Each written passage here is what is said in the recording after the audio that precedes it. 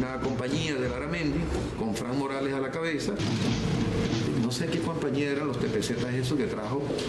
Una de las compañías que se vino y fue la salvación nuestra aquí. El capitán Fran Morales pues prácticamente tomó el comando regional. Tuvimos que entrar por sorpresa, tomar al gobernador, tomar la defensa de la residencia y al final, junto con los políticos que llegaron allí, eran los elementos que nosotros previmos para las condiciones de negociación que se podían presentar. Lograron secuestrar al gobernador Osvaldo Álvarez Paz por varias horas. Y debo decir que en lo personal hemos sido tratados con mucho respeto y consideración. Y por el oeste tomamos el comando de patrulleros también sin problema. Comenzaron a llegar las primeras radiopatrullas de la policía del Estado Zulia en aquel entonces. Todo el parque de la policía del Estado Zulia se vació en un camión y ese camión fue a parar para el cuartel Libertador. O sea, la policía quedó desarmada. 45 a 50 patrullas y la íbamos acomodando en la parte derecha del patio del cuartel. Tomamos el aeropuerto y las instalaciones del aeropuerto. Yo creo que el concepto de la operación sobre todo mantuvo unidad de mando, que fue importantísimo, la sorpresa y la preparación para el combate de la unidad.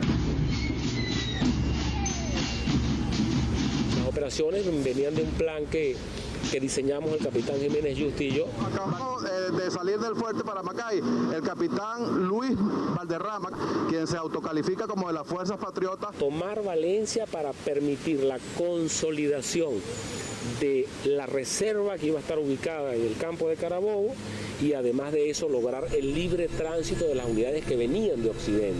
Había que controlar los entes gubernamentales y de seguridad que pudieran estar enfrentados o adversos a nosotros. Martínez Morales y yo habíamos hecho reconocimiento del Comando Regional de la Guardia, colocamos un tanque en cada salida y rodeamos todo el Comando Regional con tropas. En todo momento las instrucciones fueron evitar cualquier tipo de incidente violento que pudiera generar heridos o pérdidas humanas. En Valencia sí hubo participación de algunos estudiantes. Se ha hecho un llamado a todo el pueblo venezolano, en especial las fuerzas patrióticas del país, en este caso en concreto los militares, para llamar a todo el pueblo venezolano a luchar por la verdadera democracia, por la participación efectiva de todos los sectores, y estamos sumados no solamente el movimiento estudiantil de Carabobo, sino todos los sectores populares de la zona adyacente a la universidad. En la mañanita de madrugada me llegan los muchachos de la universidad, que era el trabajo civil, y habíamos previsto en ese entonces hacerlo partícipe de los objetivos militares, ¿no? En estos momentos, grupos de estudiantes están uniéndose a las Fuerzas Patriotas y están por incorporarse al grupo de oficiales que están desde tempranas horas de la mañana acá en Valencia. En la UCB se nos presentó un problema porque habían allí, estaban asediando a los estudiantes.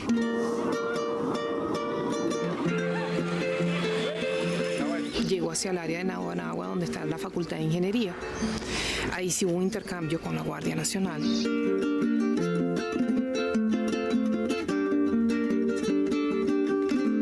En que quedé como atrapada. Mi teniente aquí está controlado, pero necesito refuerzo y tuvimos que mandar para allá al teniente Abba Perdomo.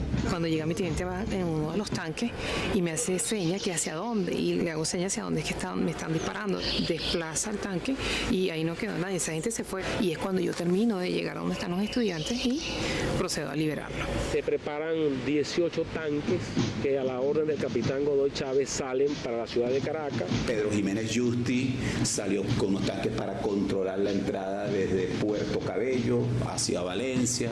Lo que era para ese momento la DICIC, hoy día se vino. El aeropuerto. Uno de los mayores enfrentamientos que hubo fue en el aeropuerto. Pues. Los guardias aceptaron, depusieron las armas. Así se dan todas las operaciones, cuadramos toda la logística, toda la guarnición de Valencia es tomada perfectamente. Como dice la canción de Silvio Rodríguez, ¿no? La era está pariendo un corazón. No puede más, se muere de dolor y hay que acudir corriendo, pues se cae el porvenir.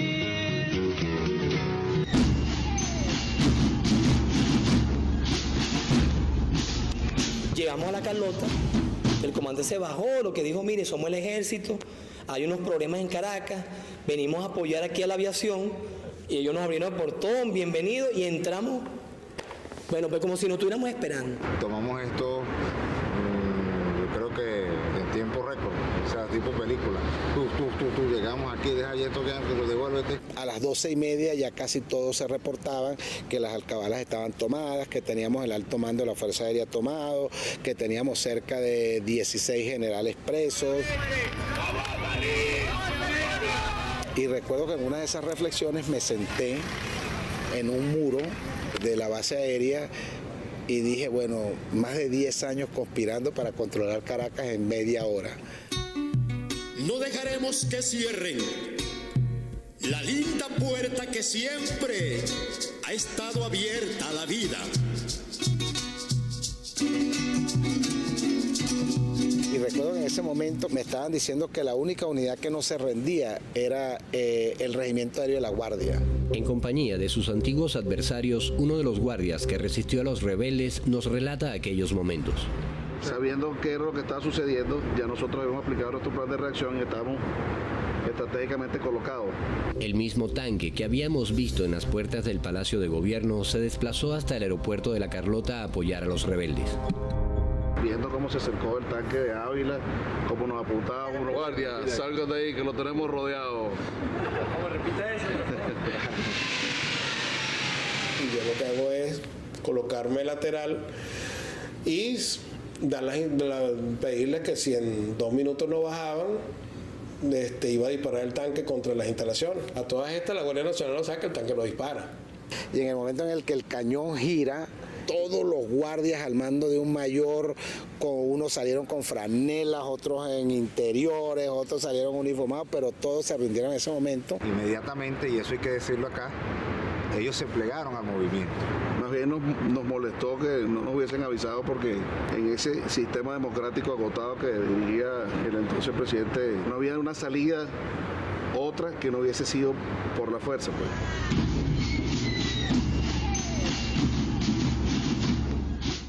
Comenzamos hoy en la casona los fuertes enfrentamientos, eran disparos, explosiones.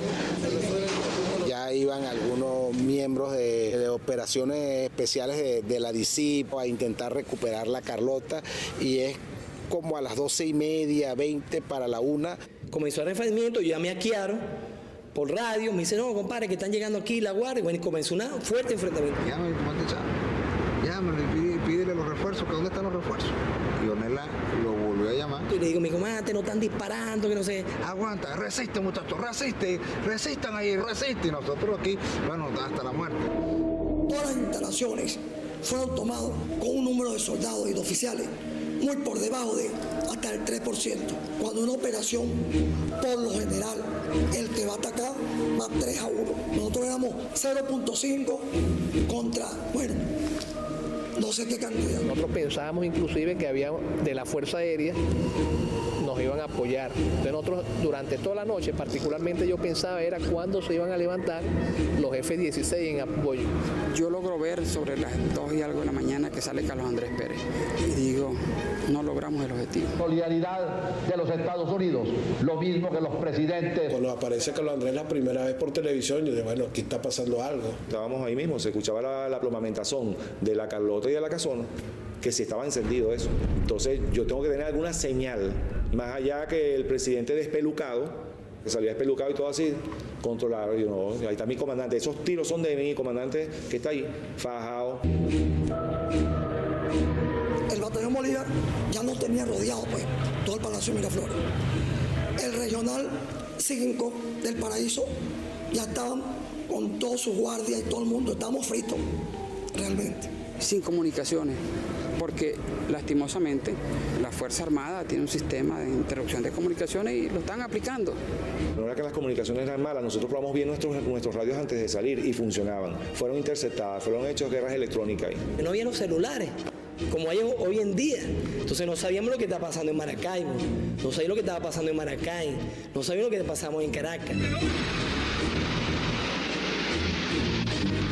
Aproximadamente a las 2 de la mañana pedí una tregua para sacar unos soldados heridos y 2 soldados muertos que teníamos en los jardines del palacio. Después de eso terminó la tregua y comenzó otra vez el plomo trancado. Que que las Fuerzas Armadas venezolanas están de pie junto a su presidente. Y hace unos momentos también recibí la llamada del presidente George Bush. Yo converso con el comandante Fue Mayor y él me dice, mira, la orden que tenemos del presidente de la República es que se recupere Miraflores, sea como sea. Eran como las 4:00 y pico de la mañana. Y verdad que vivimos en el cielo al día siguiente los F-16, pero estaban en contra para atacar. Entonces eso fue como una especie de repliegue allí. Y eso poco a poco fue mermando nuestro poder en cada uno de los objetivos. Entonces nos fueron rodeando y rodeando y rodeando hasta que ya no teníamos escapatoria. El radiooperador me dice, mi comandante está en radio. Y en ese momento me dice el comandante, ¿has tenido alguna baja? No, no tengo baja. Tengo 40 personas aquí detenidas. Me dice, ok, recoge tu gente y te vienes para acá, para la planicie donde está supuesto el comando. Ya a las 5 de la mañana no había alternativa. Yo reuní a los oficiales que estábamos ahí presentes. Y bueno, pasó el tiempo y empezaron las llamadas de presión para con él. Y llega un coronel que estaba encargado del Museo Histórico y le pasa el teléfono. Era un emisario del Ministerio de la Defensa. Era para que se rindiera. Y al poco tiempo pasan los F-16 muy rasantes. En actitud muy sospechosa, con intenciones, imagino, de bombardearnos. Ellos venían, hacían su vuelo rasante sobre nosotros. Cuando el comandante nos vuelve a reunir otra vez, ya había llegado la compañía del capitán Canelón, hoy en día general de división, que había llegado el puesto de comando a reforzarnos ahí. Y éramos 2 compañías que estaban ahí en el Museo Histórico y el comandante con uno de esos discursos de él muy motivadores. Y nos dijo, la situación está muy difícil. Están presionados a todos lados, ya la Fuerza Aérea no está de nuestro lado, ni siquiera neutra. Vamos aquí porque la decisión es de todos. A levantar la mano el que considera que debemos seguir. Y levantamos las manos 3, de todo el grupo de oficiales que estamos ahí. Y una de las cosas que yo decía es, nosotros perdimos todo. Porque al venir para acá, sacrificamos la familia, carrera. ¿Por qué no morir con las botas puestas? Y él siempre dijo, habrá tiempos mejores. El comandante estaba allí, con él había una serie de un grupo de oficiales, un grupo de soldados que lo acompañaron siempre y el presidente tomó la decisión. Creemos que la mejor decisión que había que tomar ese día. Porque venía era una masacre, un enfrentamiento entre hermanos y hubiese muerto además mucha población civil interpuesta en las ciudades, ¿no? Yo creo que fue lo mejor. Nos dijo así, quédense tranquilos, yo asumo la responsabilidad ante el país, ante la justicia de todo esto. Y cuando él nos dijo esto, de verdad que, imagínate, no pudimos aguantar la ganas de llorar. Yo recuerdo que volteé a un lado, tenía el teniente Churio, también estaba llorando, con lágrimas en los ojos. El capitán Canelones.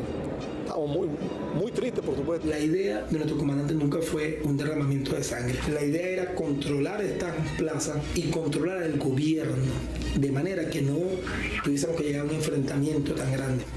Cuando él vio que se llegó a ese momento del rompimiento, donde si él no paraba esto, lo que iba a haber era una gran matanza en nuestro país, muy sabiamente el comandante Chávez decidió que hasta ese momento llegaron las operaciones y esperáramos otra oportunidad. Escuchamos entonces el mensaje de mi comandante cuando nos dijo que depusiéramos las armas. Primero que nada quiero dar buenos días a todo el pueblo de Venezuela. Y este mensaje bolivariano va dirigido a los valientes soldados que se encuentran en el Regimiento de Paracaidistas Aragua y en la Brigada Blindada de Valencia. Compañeros, lamentablemente por ahora los objetivos que nos planteamos no fueron logrados en la ciudad capital. Es decir, nosotros acá en Caracas no logramos controlar el poder. Pero además, con la fuerza para decir, yo asumo la responsabilidad. Oigan mi palabra, oigan al comandante Chávez que les lanza este mensaje para que por favor reflexionen y depongan las armas, porque ya en verdad los objetivos que nos hemos trazado a nivel nacional es imposible que los logremos. Compañeros, oigan este mensaje solidario, les agradezco su lealtad, les agradezco su valentía, su desprendimiento, y yo ante el país y ante ustedes asumo la responsabilidad de este movimiento militar bolivariano. Y la gente comenzó a ver a alguien ahí del pueblo, alguien que sentía lo mismo que sentían ellos, pero además que estaba mandando los mensajes de esperanza. Por ahora no conquistamos los objetivos, pero más adelante, dejó. Compañeros, lamentablemente por ahora los objetivos que nos planteamos no fueron logrados en la ciudad capital. Ya es tiempo de evitar más derramamiento de sangre, ya es tiempo de reflexionar y vendrán nuevas situaciones y el país tiene que enrumbarse definitivamente hacia un destino mejor. Y el sentimiento de la gente era que, dando gracias a Dios, que estábamos haciendo algo, por fin están haciendo algo, por fin. Para mí fue, me disculpa la manera, fue un inicio de una nueva vida. Nos llamaron los vecinos del piso, los últimos pisos pues, de ese edificio para que viéramos la televisión y allí pues, pudimos observar que había, mi comandante pues salió en los medios de comunicación y se estaba rindiendo. Y llegó el mayor Francisco Javier Centeno, no sé, como a las 3 de la tarde. Habló con nosotros y era el segundo comandante pues, y nos entregamos.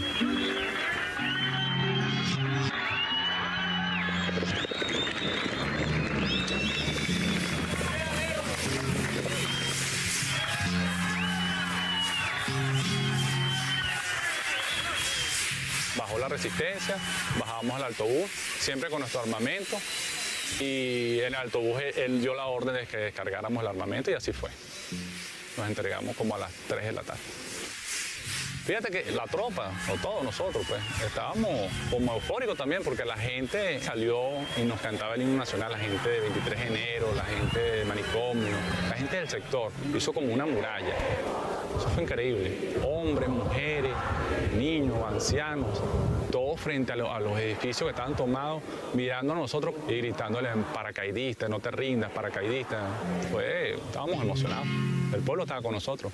¿Qué mensaje le darías tú al comandante Chávez Frías? Que su misión fue cumplida, pero no se pudo hacer lo que quería lograr. De que le dimos duro hasta el final y lamentablemente se cayó todo. Decirle a sus propios soldados, aquellos que toda la noche estuvieron con uno y ellos le daban ánimos a uno le daba ánimo a los soldados, y de pronto escuchar a algunos gritar, no nos rindamos, aquí vinimos todos a morir, no era fácil, hasta que un soldado se le ocurrió levantarse y cantar el himno nacional, y eso un poco apaciguó. Mira, se me aguan los ojos. Sí, es arrecho.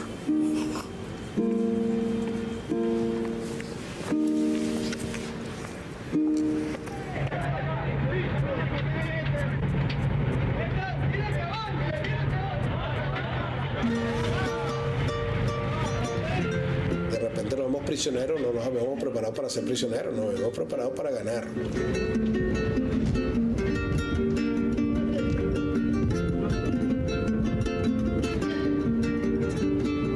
La incertidumbre se lleva a cabo desde el primer momento en que nos detienen.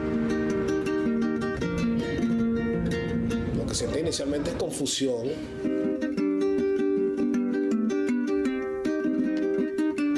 La cárcel Bérsica. En esos momentos, bueno, imagínate, la familia. Como dijo el Che Guevara, muchos llevan la revolución en la boca para vivir de ella y algunos llevamos la revolución en el alma para morir por ella. Nos llevaron al cuartel de San Carlos y ahí fue que nos enteramos de otros oficiales de nuestro batallón que habían muerto en ese entonces, en ese momento.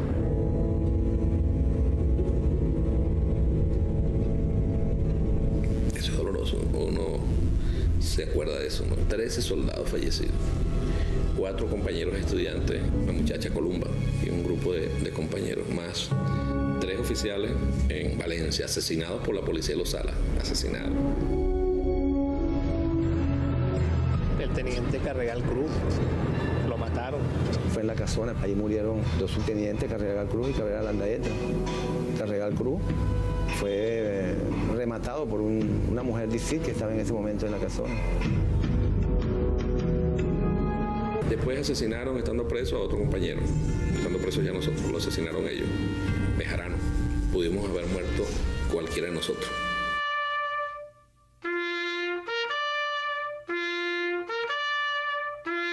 Sin embargo, yo creo que esas muertes tienen que servirnos a nosotros para que más nunca se repita nada parecido, para que más nunca a alguien se le ocurra vender el país. Esa muerte tiene que darnos fuerza.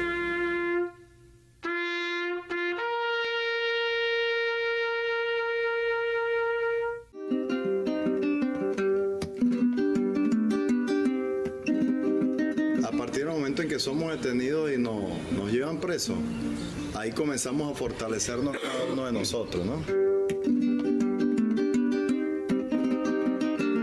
Todos ellos fueron detenidos. Cuando era el mediodía de hoy ya todo estaba en calma, pero aún faltaba por capturar algunos otros elementos que vinieron desde Maracay con el armamento. Desde la avenida Sucre de Catia, La Noticia. Y a pesar de que nos llevaban detenidos con una gran seguridad para trasladarnos a nosotros, nos sentíamos contentos de que habíamos hecho el intento.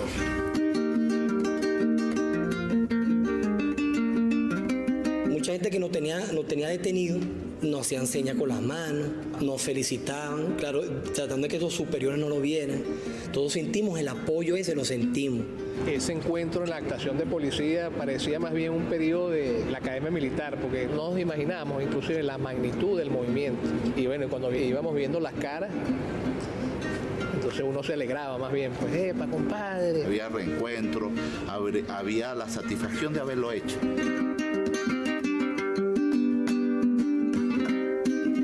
Empezaron a llegar los oficiales que venían presos del Zulia, los que venían de Valencia. Nos montan en unos autobuses, llegamos a La Carlota, cuando agarramos la Francisco Fardo, en cada distribuidor, rosas, pétalos, globos, todavía a esta altura, aplausos. Había un pueblo afuera que aplaudía del bien que hicimos. Yo digo, ¿dónde estaban los medios de comunicación en aquel entonces? Que nadie reseñó eso, porque siempre eran los malos, los golpistas, eran los malos, los que querían acabar con la democracia, con la felicidad. No había dónde poner a tanto preso, pues. Y más allá de eso, la gente debe recordar después del 4 de febrero el apoyo popular.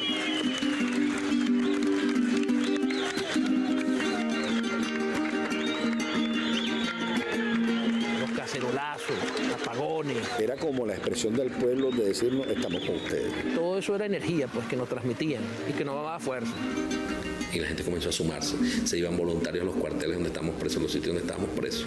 Comenzaron manifestaciones en la calle, los reprimían. Carlos lo estremecía porque eso era una agitación permanente. Eran las esposas de los militares amordazadas, eran los familiares amordazados. 164.000 firmas con cédula y identidad que están retando al poder. Nosotros no tenemos ninguna información, escuchábamos muchísima bulla fuera del cuartel San Carlos, pero la información que nos llegaba era que gente que venía y nos quería asesinar porque nosotros habíamos atentado contra la democracia, y resulta que era gente que iba a hacer vigilia y que nos iba a apoyar.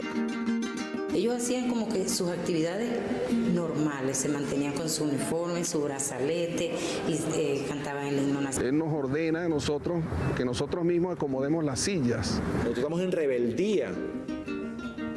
Nosotros nos alzamos contra el régimen constituido y le da unas palabras así: ¿cómo usted pretende ahora que nosotros, en una actitud corderil, arreglemos una sillita para que venga el señor ministro de Defensa a hablarnos de qué? Porque era el convencimiento de que parecía que el que estuviera en ese calabozo era muy digno, ¿no?, de estar en ese calabozo. Y por eso nosotros inmediatamente llamamos al cuartel San Carlos la cárcel de la dignidad.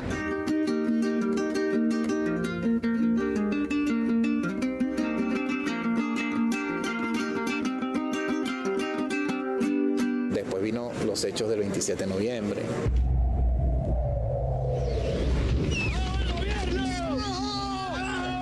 Pueblo de Venezuela, aquí estamos a tu lado, atendiendo tu llamado.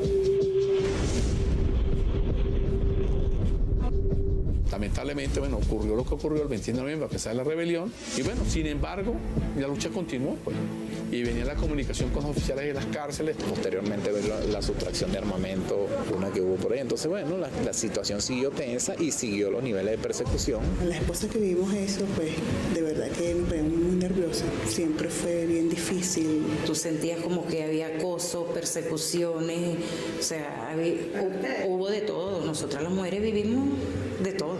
Pero ahí nos armamos de valor, habían gente afuera que nos decía que teníamos que demostrarle fortaleza, que no debíamos llorar, y eso fue lo que hicimos. Me montaron cacería allá abajo en el estacionamiento, allá abajo, porque como ellos se saben disfrazar, heladero, botellero, indigente, barrendero, personas que uno aquí no conocía nunca, y yo sí los llegué a ver.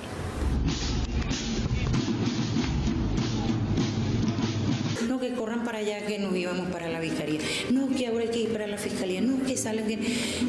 Y bueno, en ese corre, no sé qué. La estrategia era que a nadie iba a permitir que le pusieran la autodetención.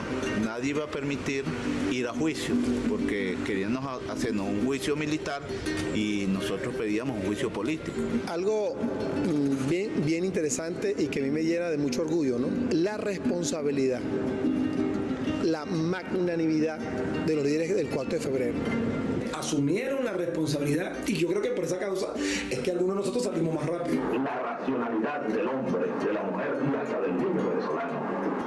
Esa incandescencia, ese candelabro azul interno ha despertado y difícilmente podrá detenerse, así como no puede detenerse la incandescencia del sol. Nuestra salida de prisión, nunca se me olvidará aquel 26 de marzo. Iba a llegar allá a los próceres a dar una rueda de prensa. Qué ilusión la mía. Apenas me bajo, le pasaron por encima el micrófono y yo dije, ¿qué es esto? La marea se me vino encima. Allá viene Chávez. Después me pude montar en un carro. ¿Saben lo que pasó? Le arrancaron la puerta a un carro. Yo dije, Dios mío, aquí me van a matar de amor. Me preguntó uno, comandante, ¿a dónde va usted ahora? Le dije, a la carga, a tomar el poder político en Venezuela, para demostrarle a los politiqueros venezolanos cómo se conduce un pueblo hacia el rescate de su verdadero destino. Sale ya el hoy presidente de la cárcel, que le empieza a hacer su peregrinaje nacional. Todos los que habíamos estado con él, inmediatamente él nos convocó, nos reunimos por regiones, sabía que iba a continuar la lucha, que la lucha no moría en ese 4 de febrero, y lo visualizó a futuro, y ahí está. Desde esa fecha comenzó a renacer, como le he dicho tantas veces, la esperanza revolucionaria. Llegamos a un sitio y de repente hoy habían 500 personas, pero al mes llegamos otra vez al sitio y ya no eran 500, ya eran 5.000. Y cuando nos dimos cuenta, era bueno, estaba el país revolucionado. Y nosotros le pedimos al pueblo venezolano que nos acompañe todo como un solo hombre en la búsqueda de la transformación estructural que este pueblo requiere. Y hemos venido de la cárcel de la identidad para llamarnos a la lucha. Compatriotas, no tenemos otro recurso sino luchar a brazo partido. Ya está bueno de tanta miseria, ya está bueno de tanta corrupción. Llegó la hora de la resurrección de Venezuela. El pueblo venezolano hará una nueva historia. El 6 de diciembre el pueblo va a elegir presidente y ese presidente tiene nombre, Hugo Chávez Frías. Esta elección tuvo unos niveles de participación más altos registrados en los procesos electorales de este país. Chávez ha conseguido cerca del 60% de los votos emitidos. Este es el nuevo presidente electo de Venezuela. Ya está confirmado, es Hugo Chávez. Hoy está comenzando una nueva historia. Seamos todos, pues, unidos, protagonistas de esta nueva historia de Venezuela. Juro delante de mi pueblo que sobre esta moribunda Constitución haré cumplir, impulsaré las transformaciones democráticas necesarias para que la República Nueva tenga una carta magna adecuada a los nuevos tiempos. Lo juro, esto jamás de los jamases ha ocurrido antes en Venezuela. La nueva Constitución donde se fijarán las nuevas bases de la República de la Venezuela del siglo XXI que estará comenzando muy pronto.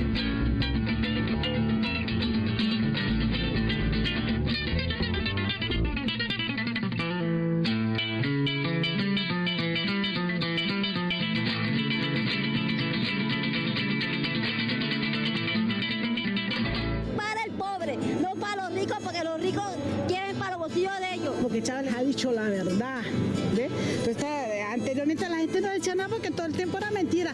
Yo les prometo, les digo, pero como nadie cumplió, pero como ahora le dice la verdad, el que coma y que se pique, como él dice, eso es lo que yo digo. Yo 100% lo apoyo a Chávez. Y por esa razón, todos los días que me queden a mí de vida no son míos, sino que le pertenecen al pueblo heroico de Venezuela.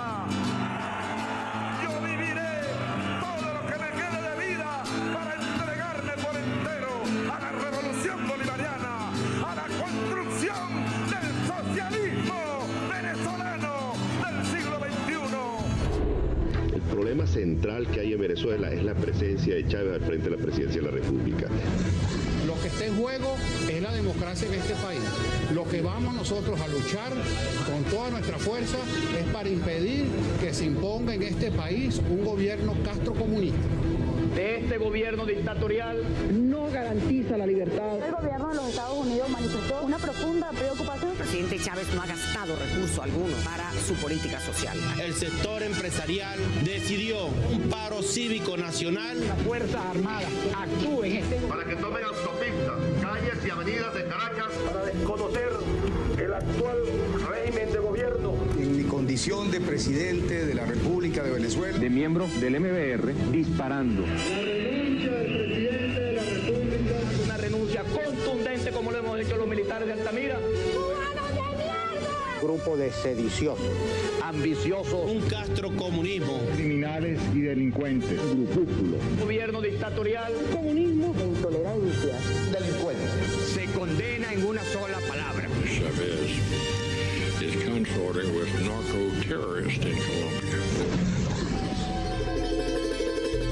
El 4 de febrero del 92, el pueblo venezolano salió a la calle a respaldar la insurgencia. Solo contaban con cacerolas, piedras y esperanza. Hoy, ese mismo pueblo sigue en la calle haciéndole frente a los que tratan de arrebatarle los logros de su revolución. Pero las cosas han cambiado y cuentan con otras armas. La organización, el poder popular y una fuerza armada nacional que ahora es bolivariana.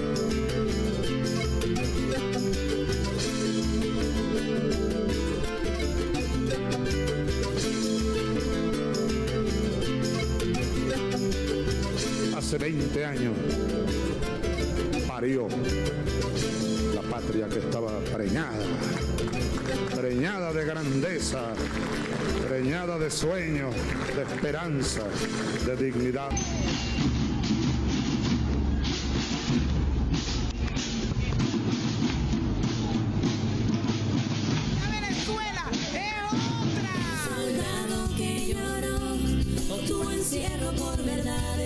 Lloro por injusticia, madre, lloro con su revolución. Lloro de amor, se hizo un millón, volvió por más y lo logró. Nuestro soldado tricolor lidera la revolución.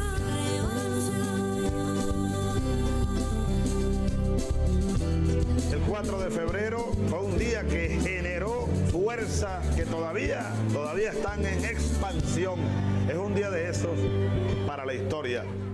Por aquel que fue excluido sin justicia y sin razón, por el joven con ideales que busca un mundo mejor, por la madre abandonada, por la justicia y por la paz, por ser hijos de Bolívar, está prohibido fallar, está prohibido fallar, está prohibido fallar.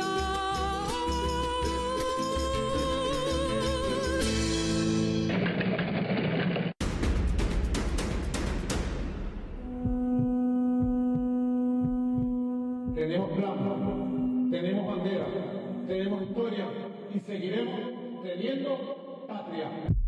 El fuego que nace, candil del porvenir. Compañeros, lamentablemente, por ahora.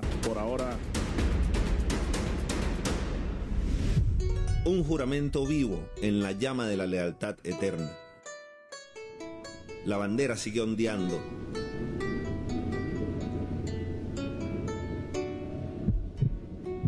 Hoguera de febrero, señal del futuro, por ahora y para siempre.